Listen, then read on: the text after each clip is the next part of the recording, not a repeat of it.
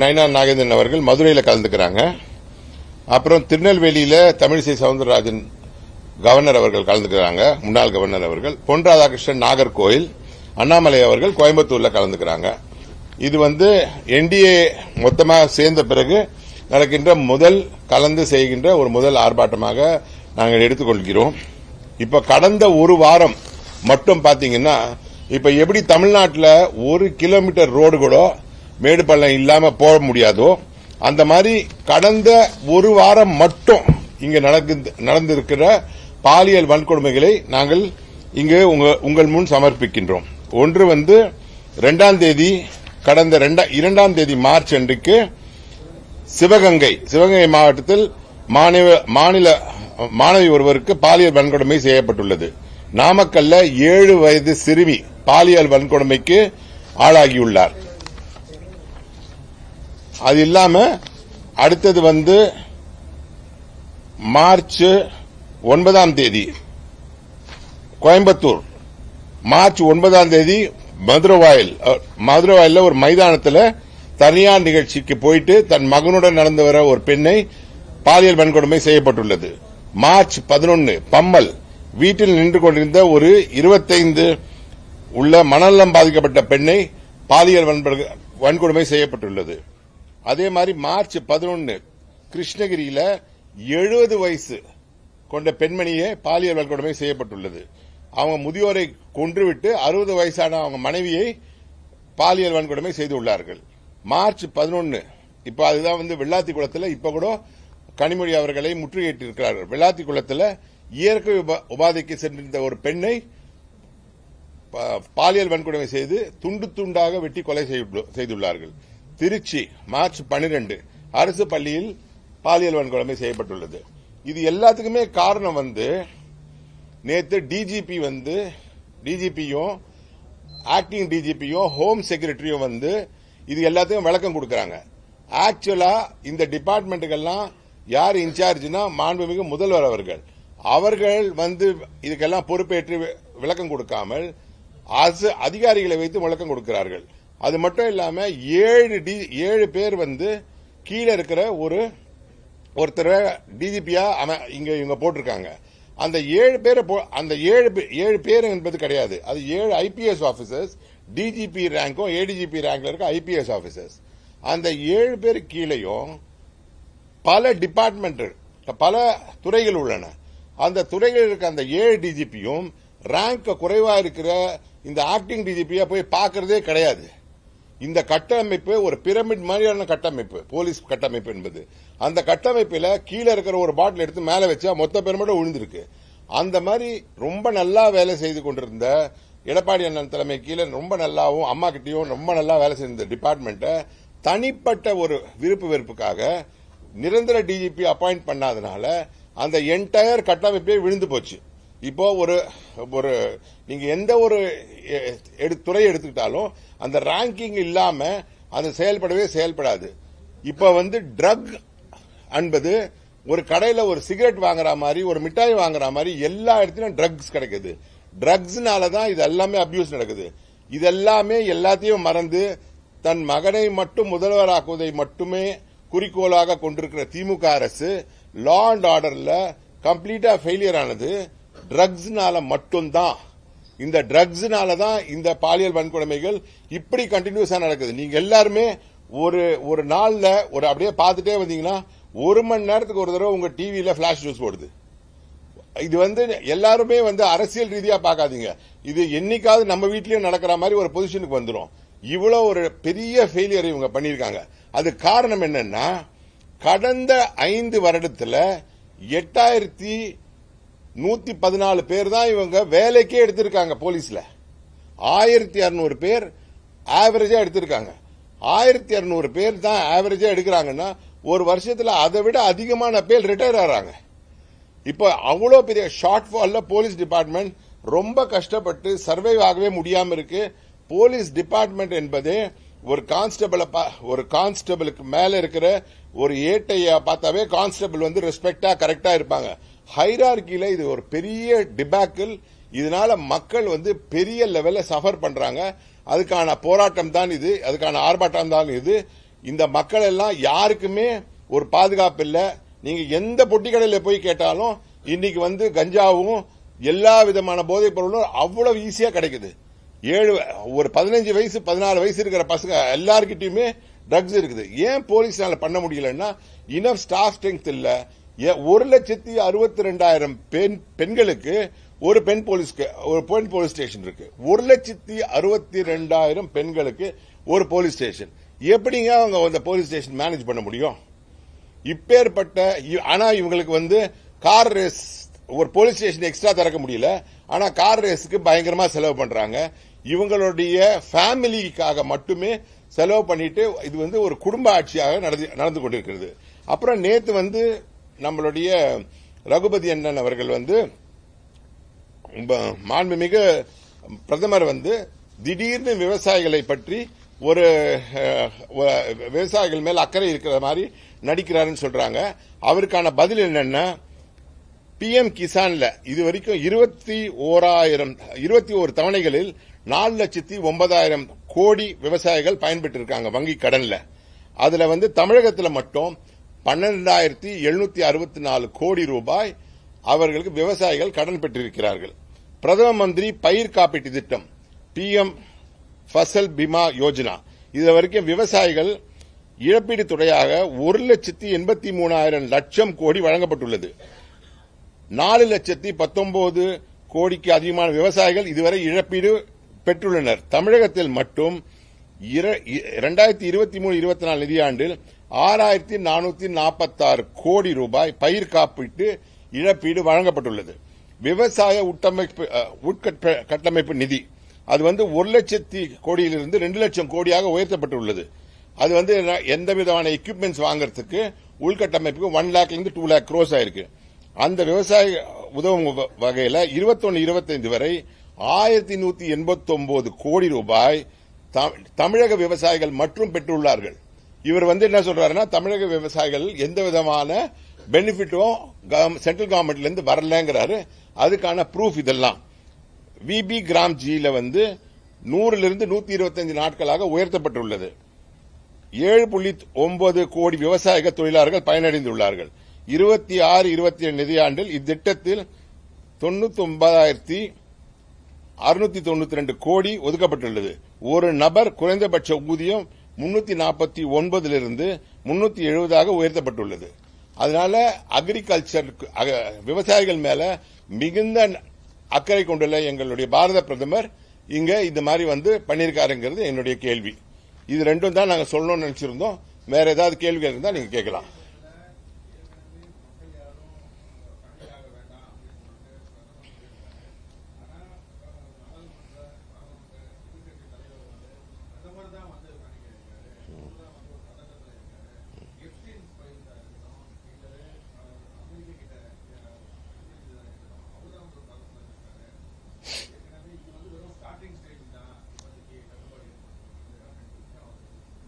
அவருக்கு முதல்வருக்கு நேத்து தான் முதல்வரே என்ன அறிக்கை விட்டுருக்காருல, இது ஒரு பேனிக் பையிங் தான், எல்லாம் கரெக்டா இருக்கு, நீங்க எல்லாம் எதுக்கும் பயப்பட வேண்டாம் நேத்து அவர் அறிக்கை கொடுத்திருக்காரு. ராகுல் காந்தி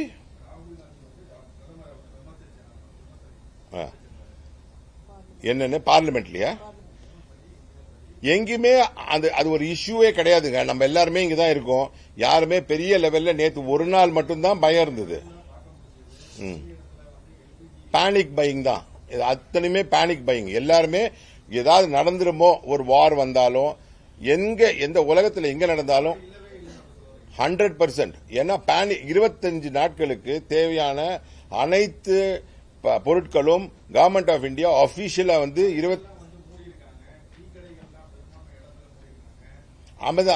ஆமாங்க, எல்லாருமே பேனிக் பையிங்ல ஸ்டோரேஜ் நடந்தது. அது பண்ணக்கூடாதுங்கிறதுக்கு தான் அந்த எஸ்மா சட்டத்தையும் உடனே இயற்றி அதை வந்து கண்ட்ரோலுக்கு கொண்டு வந்துட்டாங்க. இப்ப எங்கேயுமே அது வந்து செகண்ட் டே கண்டினியூ ஆகல. நீங்க எந்த வாரோ இல்லைன்னா ஒரு ஸ்டாமோ வருதுன்னு வார்னிங் வரும்போது மக்களுடைய இயற்கை தன்மை வந்து ஸ்டோர் பண்ணி வச்சுக்கணுங்கிற ஒரு கான்செப்ட் வரும். ஸோ சின்ஸ் அது வந்து இந்த வார் வந்து கல்ஃப்ல இருக்கிறதுனால ஆயில் ஷார்ட்ஃபால் வருமேங்கிறது ஒரு பேனிக்ல வாங்கினது தான்.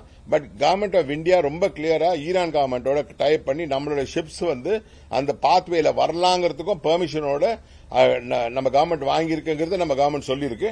அது மூலியமா நமக்கு எந்த 100% ஷார்ட் என்ன எப்படிங்க it was a panic buying. அதாவது ஒரே நாள்ல இந்த சென்னைக்கு வந்து 1 லட்சம் லிட்டர் தேவை அப்படின்னு வச்சுக்கிட்டா ஒரே நாள்ல 2 லட்சம் லிட்டரோ இல்ல 10,000 சிலிண்டர் டெய்லி போகுதுன்னா சடனா ஒரு 50,000 சிலிண்டருக்கான விஷயம் வந்தனால அன்னைக்கு ஒரு நாளைக்கு ஒரு இஷ்யூ இருந்ததை ஒழிய இப்ப நீங்க எல்லாமே வந்திருப்பீங்க, எல்லாருமே பாஸ் பண்ணி வந்திருப்பேன். எந்த பெட்ரோல் பங்க்லயோ எந்த கேஸ் சிலிண்டர்லயோ ஒரு பெரிய பேனிக் இல்லைங்கிறது தான் என்னுடைய கருத்து.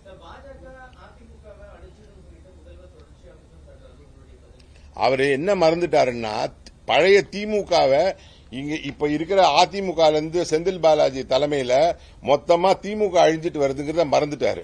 பழைய திமுகங்கிறது இல்லாம இப்ப ஓபிஎஸ் அவங்க போயிருக்கு. அவங்க தான் வந்து திமுக தான் அழிஞ்சிட்டே வருது. அது வந்து மினி அண்ணா திமுகவா மாறிட்டு வருதுங்கிறது எங்களுடைய கருத்து. ஒன்னு. ரெண்டாவது, வைகோ அப்படிங்கிற ஒரு கட்சி இருந்தது. அவர் எம்டிஎம்கேன்னு ஒரு கட்சி வச்சிருந்தாரு. இன்னைக்கு வந்து அவர் சுயேட்சைக்கு நிக்கிற அளவுக்கு அவரை மாத்திட்டாங்க. அவர் வந்து ஒரு சுயேட்சை கேண்டிடேட்டா ஒரே ஒரு சீட்ல அவருடைய யார் கேட்டாலும் சின்னம் கொடுப்பாங்க. அவருக்கு ஏதாவது ஒரு சின்னம் கொடுத்து அவரை நிப்பாங்க. அவங்க தான் வந்து அவங்களுடைய கூட இருக்கிற கட்சிகளை விழுக்கிட்டே வராங்க. ஏங்க வைகோங்கிற பல ஆண்டுகளாக இருக்காங்க. அவங்க 4 பேருமே அவருடைய சொந்த தொகுதியில் நிக்காம எதுக்காக வைகோவை வந்து உதயசூரியன் சின்னத்தை நிக்க வைக்கணும்? இதே மாதிரி வந்து டிஎம்டிகேவும் அதே மாதிரி டிஎம்டிகேவையும் அதே மாதிரி உதயசூரியன் சின்னத்தில் நிக்க வைப்பாங்களா? விடுதலை சிறுத்தைகளும் அதே மாதிரி சின்னத்தில் நிக்க வைப்பாங்களா? அவங்க தான் ஒரு கட்சியா விழுங்கிட்டு வராங்க.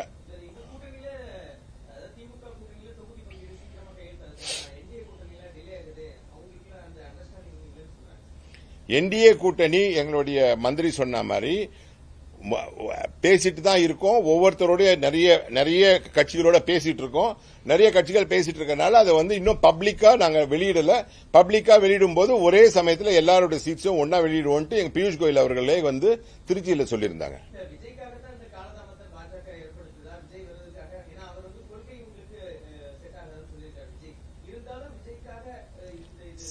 கொள்கை கூட்டணி கொள்கை எதிரி அப்படின்னு சொல்லியிருக்காரு.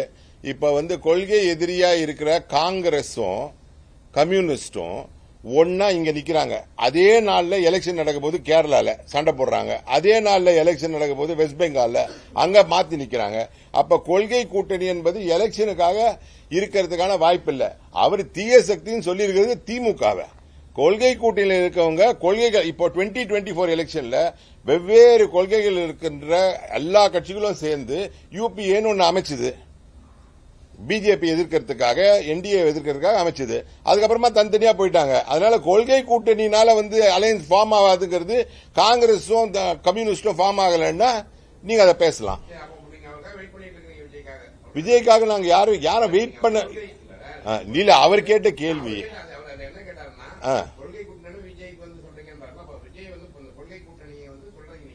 என்னன்னு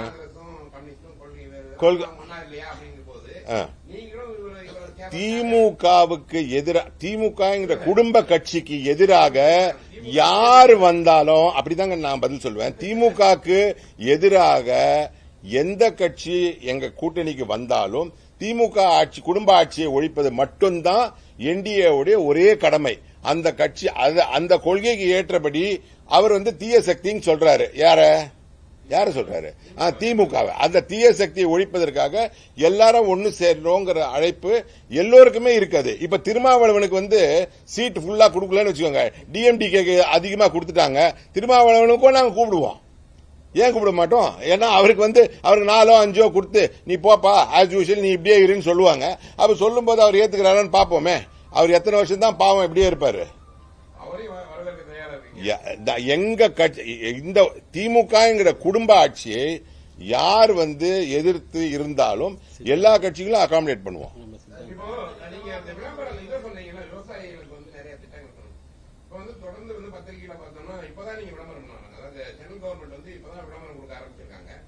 இதே வந்து முதல்ல இருந்தே திமுக கொடுக்கும் போது நீங்க நிறைய திட்டங்கள் விவசாயிகளுக்கு கூட உதவும் சொன்னீங்க. பட்டியல் உண்மை காலதாமதம் பண்ணி விளம்பரம் பண்றீங்க. ஏன்னா முதல்ல பண்ணிட்டு வந்திருக்கலாம். திமுக வந்து தொடர்ந்து அவங்க எந்த பேப்பரும் ஓபன் பண்ணாலும் கல்வி செய்தியா வந்தது. இப்போ ஒரு வாரமா வந்து சென்ட்ரல் கவர்மெண்ட் கொடுக்கக்கூடிய திட்டங்கள் வருது. ஏன் இது முன்னாடி பண்ணல? எப்ப அவசியம் ஏற்படுதுன்னு தலைமை நடக்குதோ அப்ப பண்ணுவாங்க. தேர்தலுக்காக மட்டும் பண்றாங்க. ஏன் திமுக வந்து இப்ப எல்லா இடத்துலயும் விளம்பரம் பண்ணி தமிழகம்னு போறாங்க. அவங்க தேர்தலுக்காக பண்றாங்களா? தொடர்ந்து விளம்பரம் ஆரம்பத்திலே பண்ணிட்டு வந்திருக்காங்களா? அவங்களும் தேர்தலுக்காக தான் பண்ணாங்க. தேர்தலுக்காக தானே அவங்க பண்ணாங்க. என்னன்னு இல்லையே, இப்பதான் எல்லா பஸ் ஸ்டாண்டையும் போட்டு எல்லா இடத்துலயும் டிவியில வந்து பாட்டுலாம் போடுறது இப்பதானே போடுறாங்க.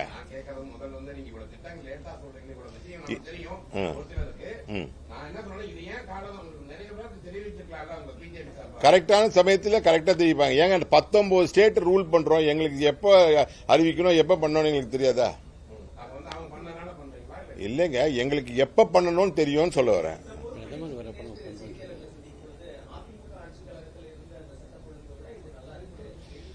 இது அது எல்லாருமே வந்து பொறுப்பு டிஜிபி. இதுதான் ஃபர்ஸ்ட் டைமா வந்து அதிகாரிகள் வந்து பேட்டி கொடுக்கறாங்க. இப்ப வந்து நீங்க அதிகாரிகளுக்கு ஓட்டு போட்டீங்க, மக்கள் வந்து பிரதிநிதிகளுக்கு ஓட்டு போட்டாங்க. இந்த டிபார்ட்மெண்ட்டை கண்ட்ரோல் பண்றது, இந்த டிபார்ட்மெண்ட்டை நான் வழி நடத்துறது மாண்புமிகு முதல்வர். அவர் வந்து பதில் சொல்லியிருக்கணும். இவ்வளவு ட்ரக் அபியூஸ் இருக்கு, இவ்வளவு ட்ரக் ரிலேட்டட் மர்டர்ஸ் இருக்கு, இவ்வளவு ட்ரக் ரிலேட்டட் ரேப் இருக்கு, இவ்வளவு ட்ரக் ரிலேட்டட் பெண்கள் அபியூஸ் இருக்கு. அவர் வந்து பதில் சொல்லாம ஒரு ஒரிஜினல் டிஜிபி, நான் என் குற்றச்சாட்டே ஒரிஜினல் டிஜிபி இல்லாதனால தான் அவங்களுடைய என்டையர் சிஸ்டம் கொலாப்ஸ் ஆயிடுச்சுங்கிறது என்னுடைய point of view sir.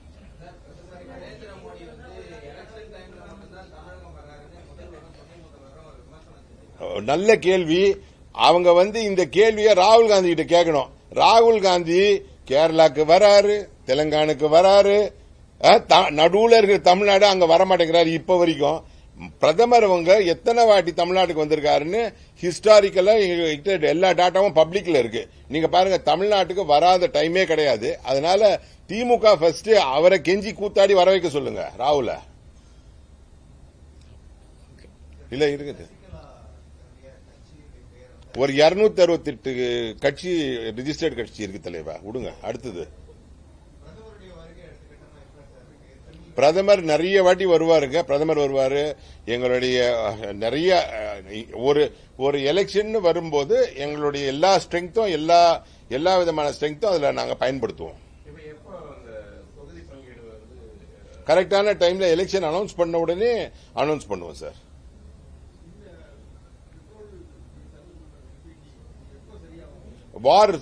War peaceful ஆனவன சரியாகும். இது ஒரு இன்டர்நேஷனல் ப்ராப்ளம், உங்களுக்கு எல்லாருமே தெரியும். அதாவது ஸ்மூத்தா நடக்கிற ஒரு விஷயம் இப்பவுமே ஸ்மூத்தா. நம்ம மட்டும்தான் கோவிட்லயும் சரி, இப்பவும் சரி, இந்த ஒரு வார்லயும் சரி, ஈரானோடையும் நம்ம பேச்சுவார்த்தையில் இருக்கோம், இஸ்ரேலோடையும் பேச்சுவார்த்தை இருக்கோம். இது வந்து உலகத்திலேயே எந்த ஒரு பிரதமரோ எந்த ஒரு கட்சியும் இல்லை என்பதை மக்கள் உணரணும். ஈரானோட பேசுறோமா இல்லையா? ஈரானோட பேசுற ஒரு சில கண்ட்ரி, அதே மாதிரி ரஷ்யா கூடயும் நம்ம ட்ரேட் பண்றோம், அமெரிக்கா கூடயும் ட்ரேட் பண்றோம். சோ கம்பேரிசனே இல்லாத ஒரு லீடர் 2029, 2034, 2039, 2044, 2000 விக்ஷித் பாரத் வரைக்கும் பிரதமர் மோடி தான் இருப்பாரு, இந்தியாவை ரூல் பண்ணுவாரு. இதுதான் எங்களுடைய கண்டிப்பான விஷயம். சொல்லுங்க. ராகுல் காந்தி கண்டினியூ ஆகட்டும் இப்படியே.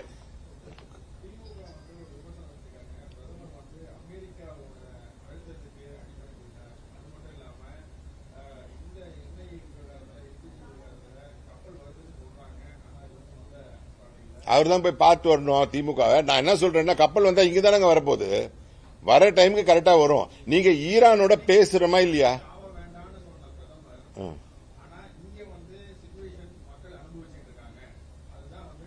இல்லைங்க, இப்ப மக்கள் அனுபவிச்சிருந்தா நீங்க எல்லாம் இங்க பிரஸ் மீட்டுக்கே வந்திருக்க மாட்டீங்க. பெட்ரோல் பங்கா இருந்து பிரஸ் மீட் பண்ணிருப்பீங்க.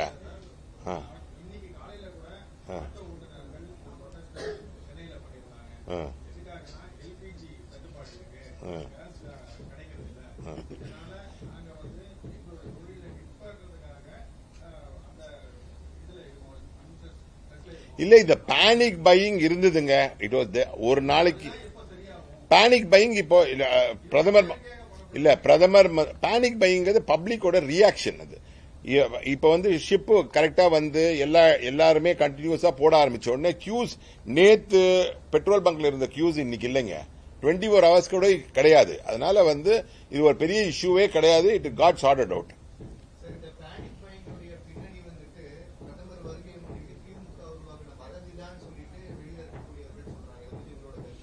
எனக்கு அதுல கருத்து இல்லைங்க. ஏன்னா வந்து அப்படி நான் வந்து அவ்வளவு கீழே இறங்கி திமுக போவோம்னு நான் நினைக்கல. இப்போ நீங்க இந்த கேஸ் இந்த மற்ற இதெல்லாம் பயப்படாங்க. அப்புறம் வந்து இப்போ வில்லேஜ் சைட்ல வந்து பாத்தீங்கன்னா முதல்ல வந்து 25 நாள் இருந்து 45 நாள் ஆகுது சென்ட்ரல் கவர்மெண்ட் சொல்லியிருக்காங்க. இப்போ அதை குறைக்கிறதுக்கு வாய்ப்பு இருக்கு. ஏன்னா நீங்க ஒரு சிலிண்டர் வந்து ஜாயிண்ட் ஃபேமிலியா இருந்தாலும் 25 டேஸ் தான் வரும்.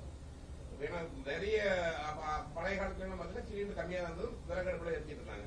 இப்ப சென்ட்ரல் கவர்மெண்ட் நிறைய கேஸ் சிலிண்டர் கொடுத்ததுனால நிறைய வில்லேஜ் பக்கம் போகும்போது அவங்க என்ன திடீர்னு வந்து அந்த அடுப்பு மாற முடியாது. இப்போ 45 நாளுங்கும் போது ஒரு 28 நாளே முடிஞ்சிடும். அப்ப அவங்க அந்த மாதிரி என்ன சிங்கிள் சிலிண்டர் தான் கொடுத்திருப்பாங்க. இப்ப அந்த மாதிரி இருக்கவங்களுக்கு வந்து அந்த 45 நாள் இப்ப எக்ஸ்ட்ரா பண்ணிருக்காங்க. அது சென்ட்ரல் கவர்மெண்ட் அங்க இருந்தா சொல்லிருக்காங்க 45 நாள் கிராமத்துல பண்றோம்னு. அதை குறைக்கிறதுக்கான வாய்ப்பு இருக்கு. அது என்ன பண்ண போறாங்க? எல்லாமே டிமாண்ட் அண்ட் சப்ளை தாங்க. உங்க எல்லாருக்குமே தெரிஞ்சதுதான். இந்த டிமாண்ட் அண்ட் சப்ளைக்கு ஏற்றபடி ஆல் தி பெட்ரோல் ரெண்டு பேர் இருந்தாங்கன்னா பிரச்சனை இல்லை. அது 2 மாசம் சிலிண்டர் வரும்.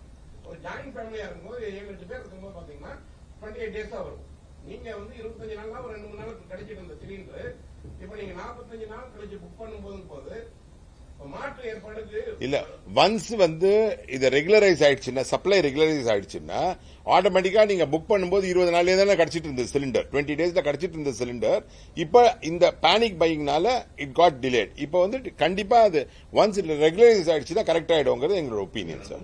எப்படி கொடுக்க போறாங்கன்ற யாருக்கு நீங்க வில்லேஜ் சைடு வந்து அறிவிச்சிருக்காங்க 45 நாள் பண்ணும் பொழுது அவங்களுக்கு முன்னுரிமை கொடுக்க போறீங்களா இல்ல டவுன்ல இருக்கவங்களுக்கு முன்னுரிமை கொடுக்க போறாங்களா? ஏன்னா இங்க 25 டேஸ், ஆமா, அங்க 45 டேஸ். ஆனா டிபிக்கலா அந்த யூசேஜ வந்து அனலைஸ் பண்ணி தான் அந்த 45 டேஸ் பிக்ஸ் பண்ணிருக்காங்க. டெஃபினட்டா யாருக்குமே ஷார்ட் ஃபால் வராம பாத்துப்பாங்க சார்.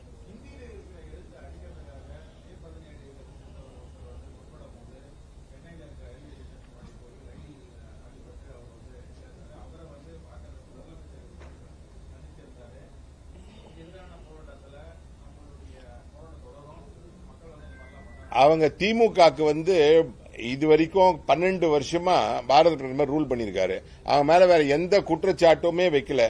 இவங்க இந்திய எதிர்ப்பு போராட்டம்னு எடுத்து காங்கிரஸ கூட வச்சுட்டே பண்றாங்க. அவர் கூடவே வந்து அவங்க தமிழக காங்கிரஸ் தலைவரையும் கூட கூட்டிட்டு போக சொல்லுங்க.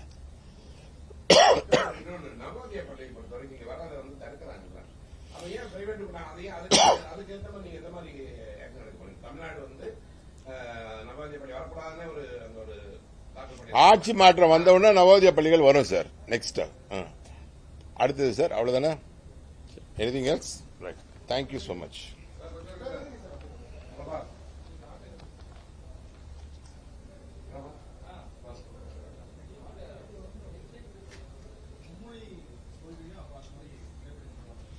காங்கிரசுக்கு என்ன கொள்கை? இங்க இந்தியால என்ன கொள்கைங்க? காங்கிரஸ்னா ஒண்ணு. நீங்க எங்களை கேட்கிற மாதிரி காங்கிரஸ்க்கு என்ன கொள்கை? ஆமா, கண்டிப்பா காங்கிரஸ்க்கு என்ன கொள்கையோ அவங்க அலையன்ஸ் இருக்க எல்லாருக்கும் ஒரே கொள்கை தானே.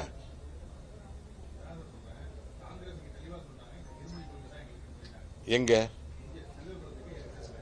செல்வத் பெருந்த காங்கிரஸுக்கு ஓவராலா கேரளா என்ன கொள்கை, கர்நாடகாவில் என்ன கொள்கை, இந்தியா ஃபுல்லா என்ன கொள்கை?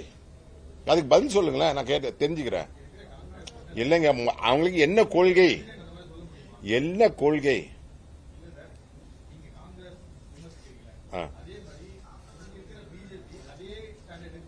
காங்கிரஸ்ல வந்து ஸ்டேட் எடுக்க முடியுமான்னு கேக்குறீங்கல்ல.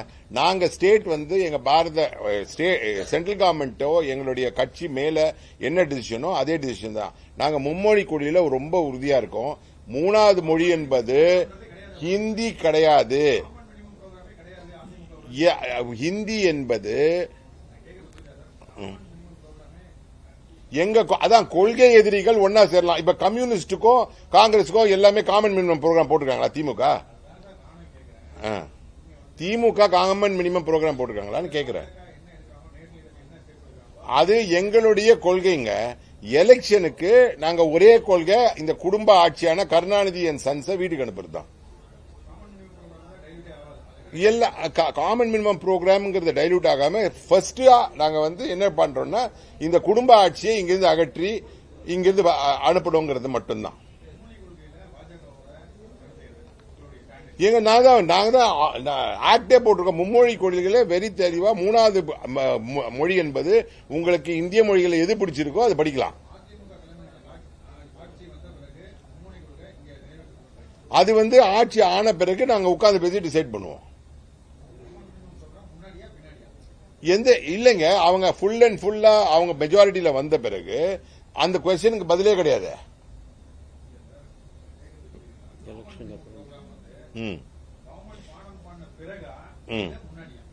Common minimum bro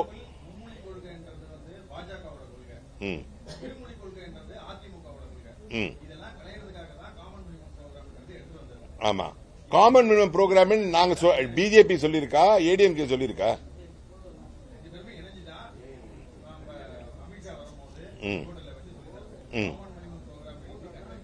post elections after elections. சரி ஓகே. இல்ல ஆல்ரெடி இது பதில் தெரியும். சரி சரி.